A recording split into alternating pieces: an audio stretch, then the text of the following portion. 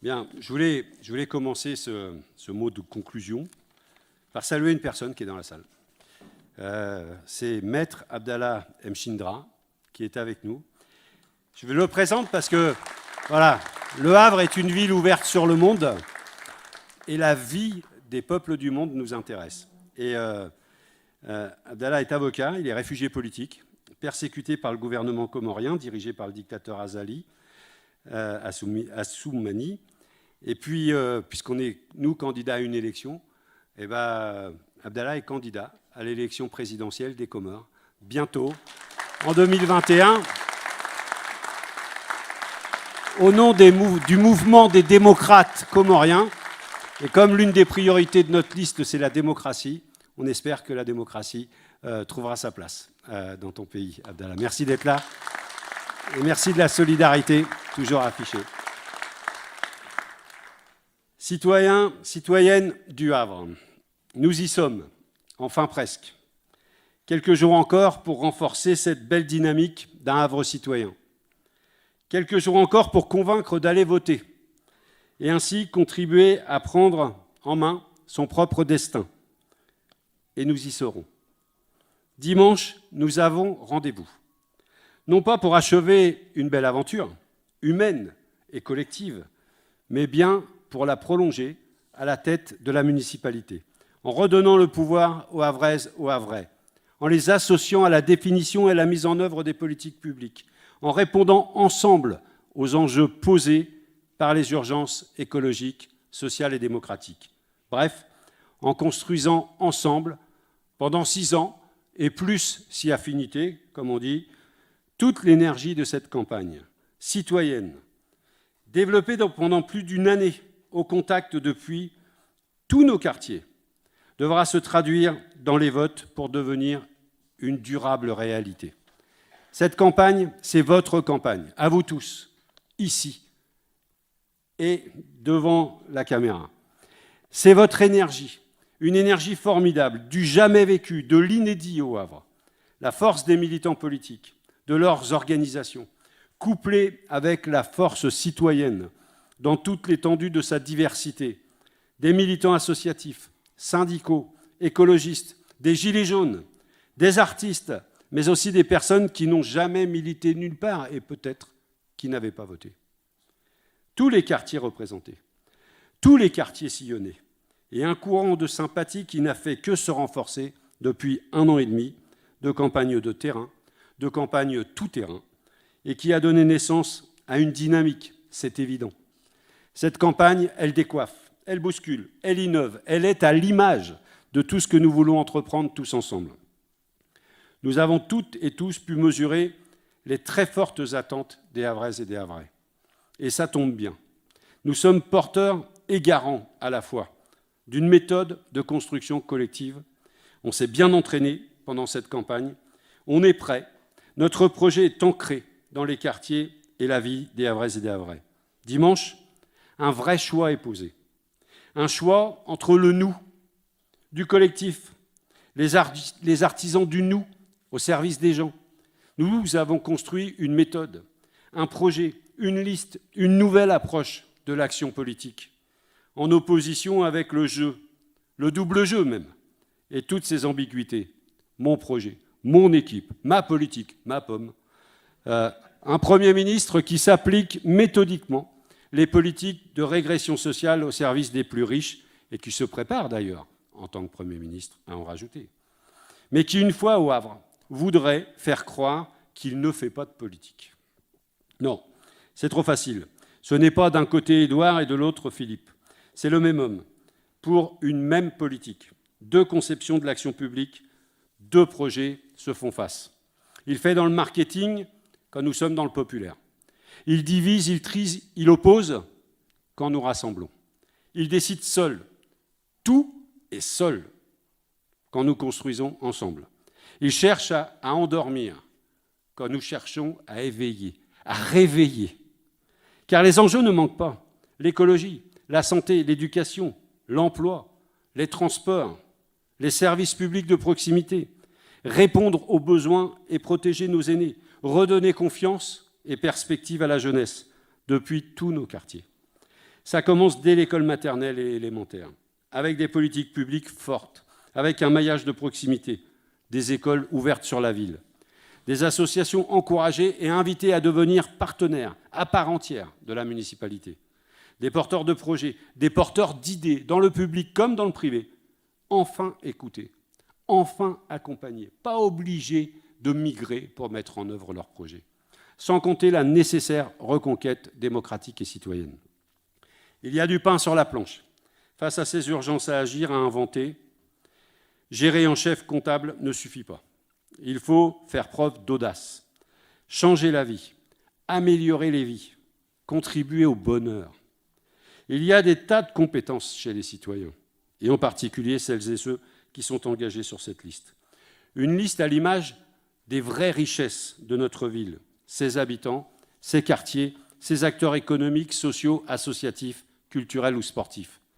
C'est un gage de fraîcheur, c'est un gage d'avenir. Mais pour porter tout cela, les Havraises ont besoin d'un maire à temps plein. Paris ou Le Havre, il faut choisir.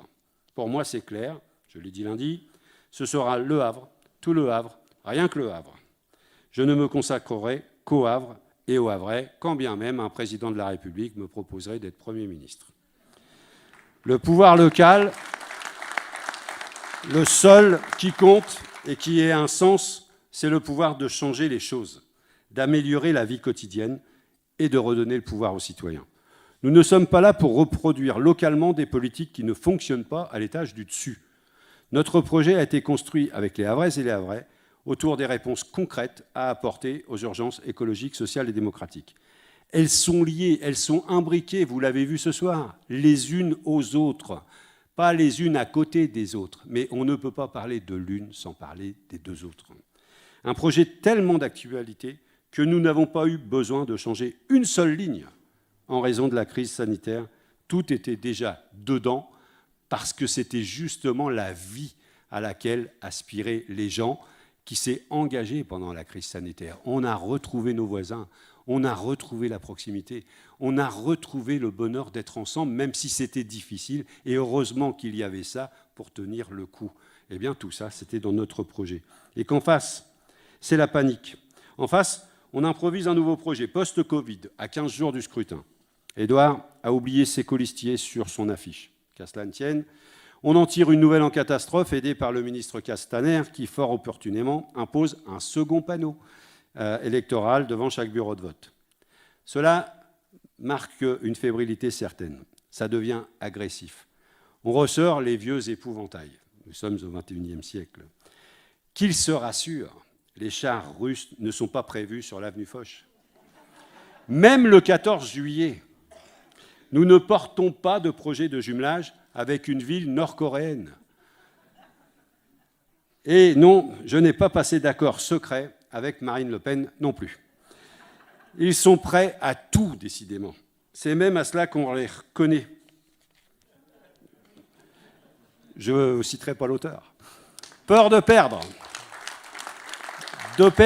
leur pouvoir, l'entre-soi, peur des gens, peur du peuple du Havre, cantonné depuis des années dans l'arrière-boutique, pendant qu'ils sont très occupés à aménager la vitrine. Peu importe, nous ne laissons pas distraire. Les écrits passent, les aigris restent, et nous avançons. Nous avançons ensemble, vers un nouveau chemin que nous traçons ensemble. Oui, que notre ville est belle, oui, que nous en sommes fiers, y compris lorsque nous siégeons dans l'opposition. Mais le Havre, ce n'est pas qu'une vitrine, et encore moins un tremplin.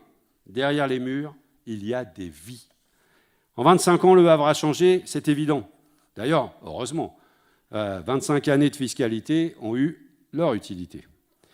En qualité de vice-président, cofondateur de la communauté d'agglomération, la CODA, avec Antoine Ruffnac, Michel Valéry, Gérard Reude, je suis d'ailleurs un peu dépositaire d'une partie de ce bilan. Le tramway, notamment, c'est aussi moi. Le pôle universitaire, c'est aussi moi. Et puis nous, parce que le pôle universitaire, c'était François Guégan, qui était maire d'Harfleur et qui imposait, et qui, à chaque réunion, disait que c'était quand même dommage d'avoir une agglomération qui ne pense pas à l'université et à faire un pôle universitaire. À force de répéter les choses, c'est comme pour la traversée du tunnel, c'est comme pour la gratuité des jours de pollution. Ça finit par passer. Mais qui peut dire qu'en 25 ans, aujourd'hui, on vit mieux au Havre? Que la vie s'est améliorée pour se soigner, pour se loger, pour garantir une égalité des chances, pour garantir de meilleures conditions d'enseignement pour ses enfants, qu'il est plus facile de trouver un emploi aujourd'hui, ou une formation. Et ce matin, à Montgaillard, on nous demandait même un stage pour terminer la formation. La ville a perdu 10 000 habitants depuis 10 ans. 15 écoles ont été fermées depuis 1995. Les grands projets n'avancent pas. Pourquoi faire confiance à l'équipe actuelle pour faire demain ce qu'elle n'a pas fait aujourd'hui? Peut-on être fier de faire payer la cantine trop cher? Peut-on être fier de faire payer les associations? Peut-on être fier de voir les quartiers se dégrader ou l'immobilier flamber? Est-ce une fierté? Nous voulons le respect et l'écoute pour tous les Havrais, quelles que soient leurs conditions, pour tous les quartiers. L'égalité, l'écoute et le respect. C'est notre projet, c'est notre seule ambition. Dimanche, la France nous regarde. Et elle est là aussi ce soir. Beaucoup comptent sur nous pour engager, en cauchois on dirait la break. En fait, c'est la brèche dans cette politique. Et ça vous permet de savoir pourquoi il y a la break, comme Carrefour. Cette politique libérale qui fait tant de mal aux gens. Déjà, et ça a été l'actualité aussi de la journée, le spectre de la réforme des retraites est annoncé. Dimanche, Le Havre sera la capitale du pays. Cela ne nous monte pas à la tête du tout. Ce qui demeure capital à nos yeux, ce sont les conditions d'existence des Havraises, des Havrais et de tous les enfants du Havre. Mais si le monde d'après peut commencer dimanche ici, alors allons-y. La décision appartient à chacun. En toute humilité, mais empli d'humanité, nous vous donnons rendez-vous dans chaque bureau de vote. Dimanche, c'est à vous. Dimanche, c'est à vous, cette décision. Dimanche et le suivant sont à vous pour que le reste vous appartienne. Dimanche, votez. Dimanche, tapez 1 pour voter pour un Havre citoyen. Merci à vous.